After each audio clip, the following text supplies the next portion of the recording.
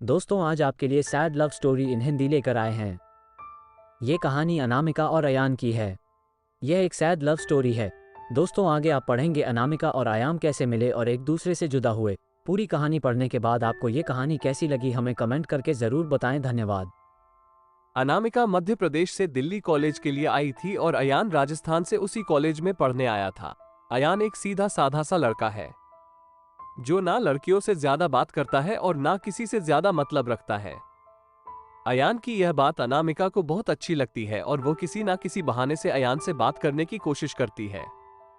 अनामिका दिखने में क्यूट लगती है। कुछ ही समय में अयान और अनामिका की दोस्ती हो जाती। अयान धीरे धीरे अनामिका को पसंद करने लगता है। दोनों दिन भर कॉलेज में बातें करते अपने हर लाइक डिसलाइक को शेयर करते हैं और कुछ समय में बहुत अच्छे दोस्त बन जाते हैं। अयान की लाइफ में पहले कभी कोई लड़की आई नहीं थी, जबकि अनामिका के पहले दोस्त है और वो सबसे बात करती है। अयान अनामिका को अपने दिल की बात बता देता है। अनामिका उससे एक दिन का वक्त मांगती और कहती है मैं कल तुम्हें इसका जवाब दूंगी। अनामिका सोचती जब अयान कॉलेज पढ़ने आया था तब वो सिर्फ पढ़ाई पर ध्यान देता था, पर अब उसका पूरा ध्यान मुझ पर रहता है। अगर मैं इसकी गर्लफ्रेंड बन जाऊंगी तो ये पढ़ाई भूल जाएगा और मुझ में ही लगा रहेगा। यही सब ख्याल अनामिका के मन में होते हैं और दूसरे दिन अनामिका अयान को मना कर देती है और कहती है मैं तो तुम्हें बस अपना दोस्त समझती हूँ, इससे ज्यादा कुछ नहीं। मैं यहाँ पढ़ने आई हूँ और कुछ करने नहीं, तुम चाहो तो मेरे दोस्त रह सकते हो। अयान दोस्ती के लिए मना कर देता है और अनामिका को बहुत समझाता है, लेकिन अनामिका कुछ नहीं सुनती। अयान को ये बात बहुत बुरी लगती है और वो अनामिका से बात करना बंद कर देता है। कुछ दिन कॉलेज भी नहीं आता है। अब अनामिका को भूलकर पूरा ध्यान पढ़ाई में लगाता है और ना किसी से ज्यादा बात करता है और ना मतलब रखता है। देखते देखते कॉलेज बीत जाता है और सब अलग अलग हो जाते हैं। अयान कॉलेज में टॉप कर जाता है और सबसे पहले नौकरी पा लेता है। 2-3 साल बीत जाते हैं। ना अयान को अनामिका का पता रहता है और ना अनामिका को अयान का कुछ पता रहता है। अयान अपनी कंपनी छोड़कर एक नई कंपनी में ज्वाइन करता है, जिसमें उसकी पोस्ट पहले से बहुत अच्छी और पगार दुगनी रहती है। जब अयान पहले दिन ऑफिस जाता है तो उसे पता चलता है अनामिका इस ऑफिस में उसकी जूनियर है। वो उस पर बिल्कुल भी ध्यान नहीं देता है और काम में ही लगा रहता है। कुछ दिनों ऐसा ही चलता है, पर दोनों एक दूसरे को पहले से जानते थे और एक दिन दोनों को एक प्रोजेक्ट के लिए साथ में बाहर जाना पड़ता है।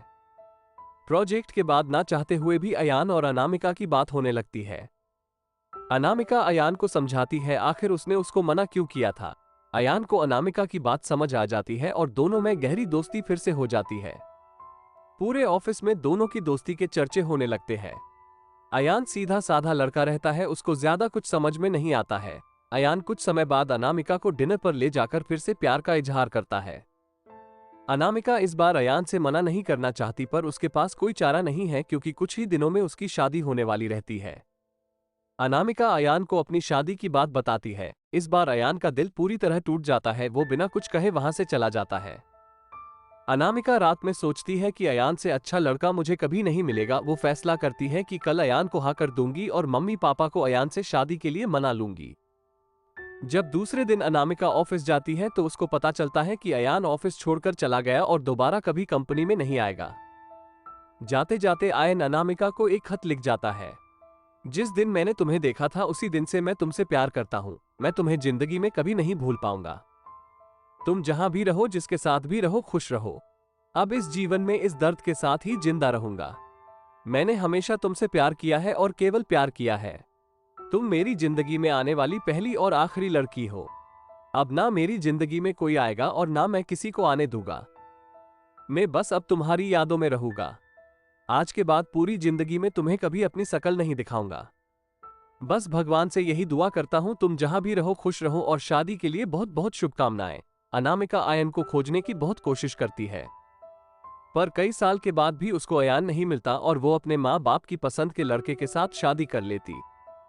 इस तरह दोनों हमेशा हमेशा के लिए एक दूसरे से बिछड़ गए और दर्द के साथ अपनी जिंदगी व्यतीत करते हैं। दोस्तों आपको हमारी सैड लव स्टोरी कैसी लगी हमें कमेंट करके ज़रूर बताएं। धन्यवाद।